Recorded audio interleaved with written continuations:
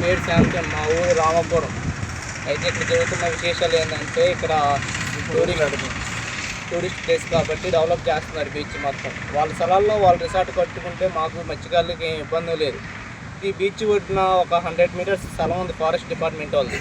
అది పోటుకి కొద్దిగా సముద్రం ఒడ్డున కొన్ని దెబ్బలు ఉంటాయి. ఆ దెబ్బలు అనేది వీళ్ళు కరిగిచ్చేస్తున్నారు. కానీ దానివల్ల ఉపాయం ఏంటంటే మా ఫ్యూచర్లో మా విలేజ్ మునిగిపోయే అవకాశం ఉంది. దానికోసం మేము జీవితకాలం మొత్తం కోట్లారా ఆడతాం. కష్టమైతే దానికోసం మేము ఆడదాకానే వెళ్తాం. అది మా ప్రాసెస్. ఇవాళ ఎవరు వచ్చారు? ఇవాళ వచ్చిన వాళ్ళు విఆర్ఓ గారు, ఎంఆర్ఓ గారు, ఎంపీపీ గారు కూడా వచ్చారు. లాగా ఉంది ప్రజెంట్.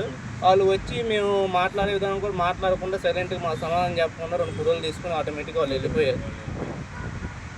2 రోజుల నుంచి ఏం జరుగుతుంది? ఇది 2 రోజుల నుంచి ఒక 10 జేసీపీలు, ఒక 5 టార్లు పెట్టి మొత్తం శుభ్రం చేపిస్తున్నట్టు మా వాళ్ళు అందరూ చేపించి మొత్తం క్లీన్ చేసి ఉన్నారు. ఇది మొత్తం ఎవరు ఆల్రెడీ వాళ్ళు ఎవరు అధికారులు మనకే తెలియదు. ఏ అధికారులు ఇప్పుడు వచ్చి ఫారెస్ట్ డిపార్ట్మెంట్ వాళ్ళు వచ్చి దాన్ని అడ్డుపెట్టారు. అడ్డపరంగా మీరు ఎవర్రా అంటే జేసీపీలు మొత్తం తీసుకొని అడ్డుగా అయ్యారు. దండాలండి గౌరీలైన ముఖ్యమంత్రి గారికి, అలాగే పవన్ కళ్యాణ్ గారికి, డిప్యూటీ సీఎం పవన్ కళ్యాణ్ గారికి నేను తెలియపరిచింది ఏంటంటే, ఇక్కడ నేను బండి వేసుకొని వస్తూ ఉండగా ఇక్కడ ఫారెస్ట్ వాళ్ళు అందరూ కలిసి ఇక్కడ కొంతమంది టూరిజం డెవలప్మెంట్ కొరకు అని చెప్పి ఇక్కడ సముద్ర ఒడ్డున ఉన్న ఈ ఒడ్డు దెబ్బలన్నీ కూడా లాగుతున్నారు. సార్ మీ ఒడ్డు దెబ్బలన్నీ ఇట్లా లాగుతున్నారు కదా, ఇది తీర ప్రాంతంలో ఒడ్డు దెబ్బలు ఇట్లా లాగితే సముద్ర పోటు వచ్చినప్పుడు మొత్తం లోపలికి వచ్చేస్తుంది అని చెప్పినప్పుడు కలెక్టర్ గారు ఇదంతా మాకు చేయమన్నారు అని చెప్పేసి ఆ కొద్ది వరకే దాన్ని ఆపేశారు. ఆ కొద్ది వరకు ఆపేసి మిగతాదంతా ఇది డెవలప్ ఇది మొత్తం అంతా ఒడ్డు దెబ్బలన్నీ లాగేశారండి.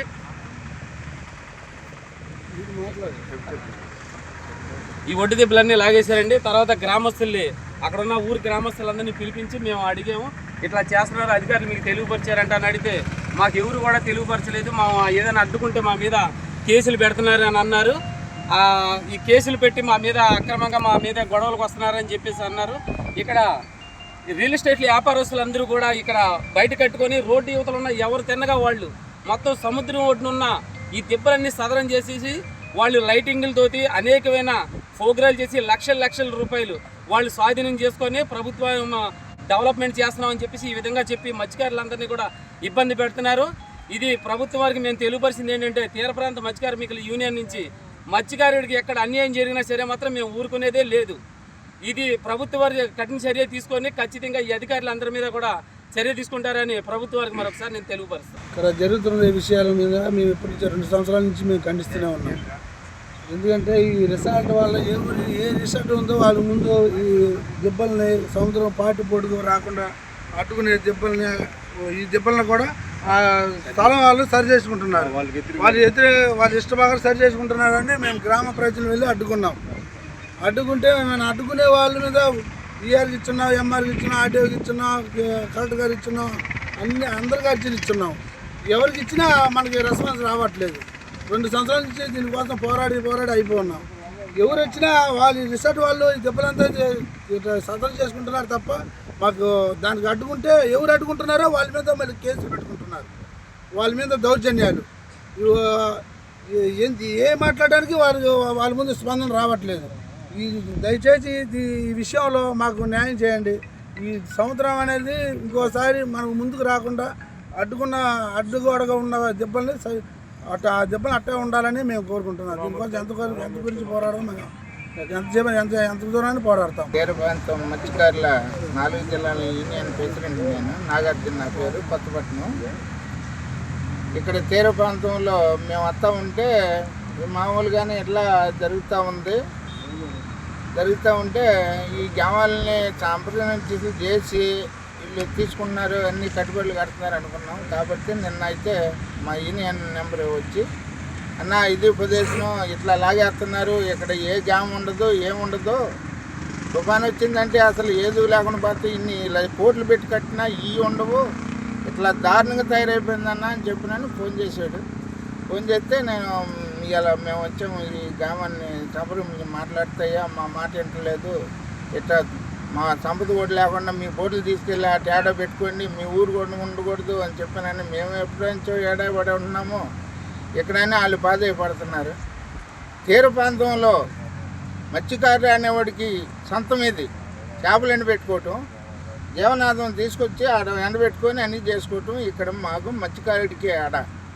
మీరు ఆడ నుంచో వచ్చి 50 కోట్లు సంపాదించుకోవడానికి వస్తున్నారు. ఊరు కాటికి పోయండి, పక్కెళ్ళేసి డెవలప్మెంట్ చేసుకోండి. డెవలప్మెంట్ అంటున్నారు, చేయి దాంట్లో చేసుకోండి. ఊరికి అవసరాలండి, మమ్మల్ని తాగబాకండి, టచ్ చేయబాకండి, మా పట్టకాడు కొట్టబాకండి. మాకు ఉండే తెచ్చుకుంటే తిన్నట్ట లేకపోతే లేనట్ట. మా మత్స్యకారుడికి ఈరోజు గతంలో నెలకు వచ్చి 25 రోజులు పడేది ఫిషింగ్, ఇప్పుడు నెలకు వచ్చి 5 రోజులు కూడా పడుతుందా. అటువంటిది మీరు వచ్చి ఇంకా ఆ నుంచో వచ్చి 50 కోట్లు సంపాదించుకుంటున్నారు. సంపాదించుకోండి, మా పట్టకాడు కొట్టద్దు, మా పట్టకాడు కొట్టద్దు. ప్రభుత్వం ఇది బాగా గుర్తించాలి. జనం ఎంత కడలూరు పోటీలు వచ్చి కూడా వల్ల కూడా లాక్కిపోతున్నారు. ఏదైనా చింటి భూమి ఉంటే అమ్ముకొని ఇది వల్ల చేసుకుంటే ఆ వల్ల వచ్చి కడలూరు పోటీలు లాక్కిపోతున్నారు. మేము ఏడ బతకాలి? ఇది కూడా మీరు తీసుకుపోతే మీ గ్రామాన్ని పక్కెళ్ళిపోయి ఏడ డెవలప్మెంట్ చేసుకోండి, 50 కోట్లు సంపాదించుకోండి. కాదంటే మా జీవనాధారం కాడ మన నోటికాడు కొట్టద్దు. ఈ స్వాతంత్రం దెబ్బలు తీస్తే ఏంది? మా తాతల కాడ నుంచి కూడా ఈ దెబ్బలు మేము చాక్కుంటున్నాం. ఎందుకంటే ఏ తుఫాను వచ్చినా ఏ గాలి వచ్చినా అవి అడ్డుబాటు ఉంటాయి. మాకే కాదు, మీరు ఇంత కడుతున్నారు 50 కోట్లు పెట్టి. ఆ దెబ్బలనే లేకపోతే ఇవన్నీ తుడుచుకుపోతాయి.